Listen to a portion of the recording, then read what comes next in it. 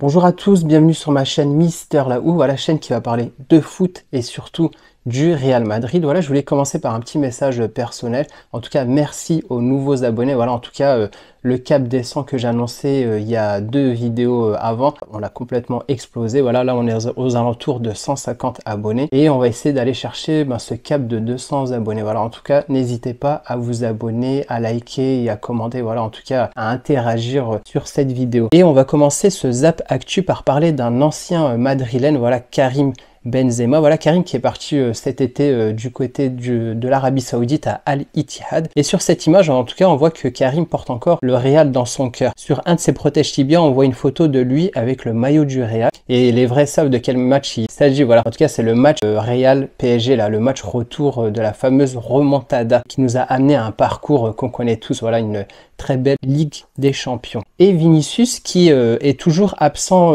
pour au moins un mois, on va dire un mois, 6 semaines, et qui sur Insta, voilà, il fait une très belle dédicace à Karim Benzema avec ce message siempre, voilà, toujours Karim Benzema. Il ne l'oublie pas en tout cas et se permet même de regarder ces matchs du KB Nueve. Et en parlant de Nueve, voilà, le mercato s'est fini hier et le Real n'en a pas profité, voilà, pour faire des recrues sur le plan offensif.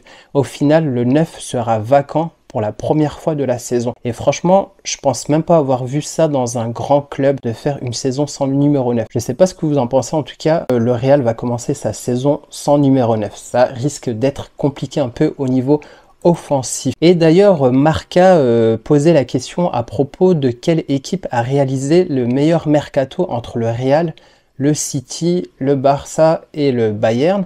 Et en tout cas, sans surprise, voilà, c'est le Barça qui sort en tête avec environ 49%. Et d'ailleurs, eux qui s'offrent voilà, en fin de mercato, João Félix et João Cancelo, voilà, c'est vraiment des belles recrues pour cette fin de mercato. Et en tout cas, on peut dire que les votants qui étaient aux alentours de 7000 disent que le Real fait partie vraiment des grands perdants de ce mercato. Est-ce que vous pensez vraiment que le mercato du Real est vraiment le plus faible? Et en parlant de départ du Real, voilà, on peut parler du départ de Mariano au FC Séville. On va toujours rester sur le côté départ du Real. Voilà, on apprend que Reiner a été prêté une saison en Italie à Frosinone. Ensuite, on a un dernier départ, c'est celui de Alvaro Odriozola, voilà, qui retourne à la Real Sociedad. Et à pas oublier aussi que la Real Sociedad jouera la Ligue des Champions cette saison.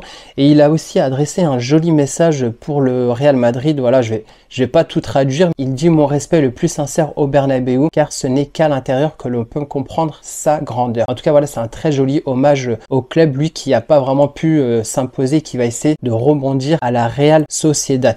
Donc voilà, si là on fait un récap des départs et des arrivées, voilà ce qu'on a. On a en départ Asensio, Mariano, Hazard, Benzema, Odriozola, Valero et Reinier. Et du côté des arrivées, on a Bellingham, Fran Garcia, Brahim Diaz, Rossellou, Arda Güler et Kepa. À vous de me dire ce que vous pensez vraiment de ce recrutement. Franchement, pour ma part, je me dis heureusement qu'on a fait le coup Bellingham parce que ça fait hyper léger en arrivée. Quand on prend en compte vraiment les blessures de début de saison, on peut se dire qu'il manque quand même encore quelques arrivées du côté offensif et du côté défensif. En tout cas, on espère par la suite que personne ne se blessera gravement pour la suite de saison, sinon ça va devenir assez compliqué.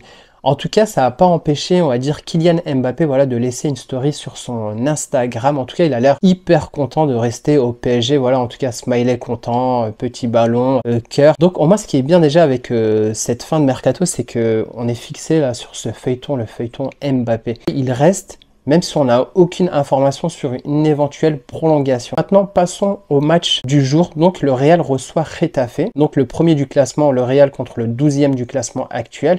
Et attention, le match passe à 16h15 heure française, donc en plein après-midi. Et en conférence de presse, on a Ancelotti qui nous dit, voilà, nous sommes heureux, enthousiastes de revenir au Bernabéu. À savoir que ça sera le tout premier match de cette saison à la maison.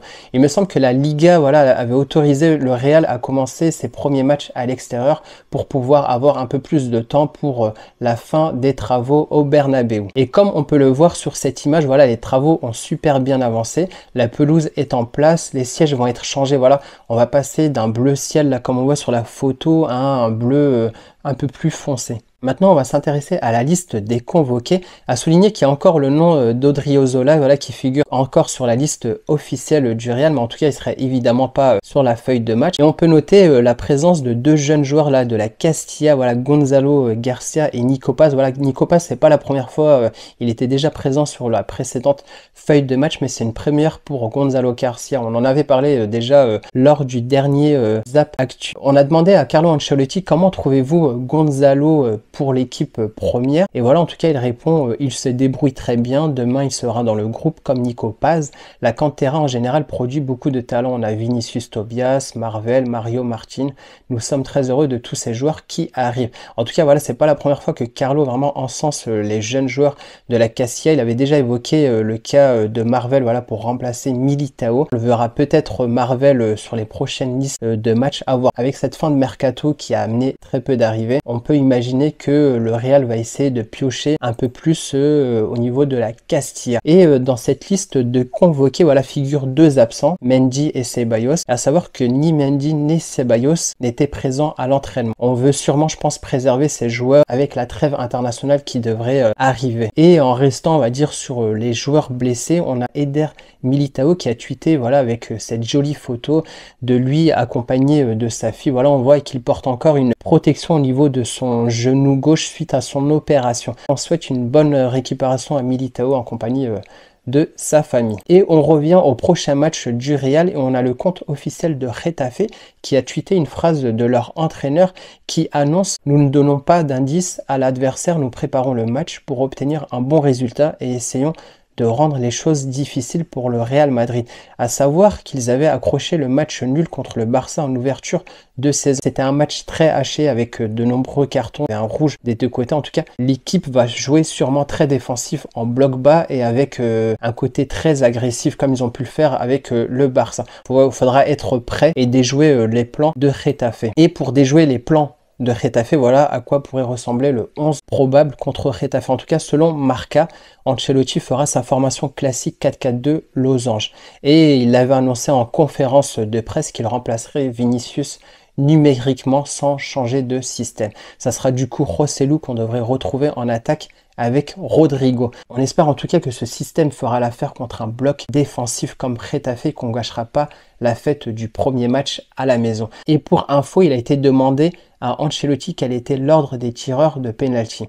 Et il répond: cela dépend du match. Joselu les tire très bien, Modric aussi, Vinicius aussi. Ce sera l'ordre des tireurs. Ça évitera aussi le débat où la dernière fois Rodrigo avait tiré le penalty, il l'avait loupé et apparemment c'était Modric qui devait le tirer. En tout cas, c'est tout pour aujourd'hui pour ce Zap Actu et on se retrouve bientôt pour faire le débrief du match avec une analyse complète du match Real Madrid-Getafe. Voilà, on se retrouve bientôt. Ciao!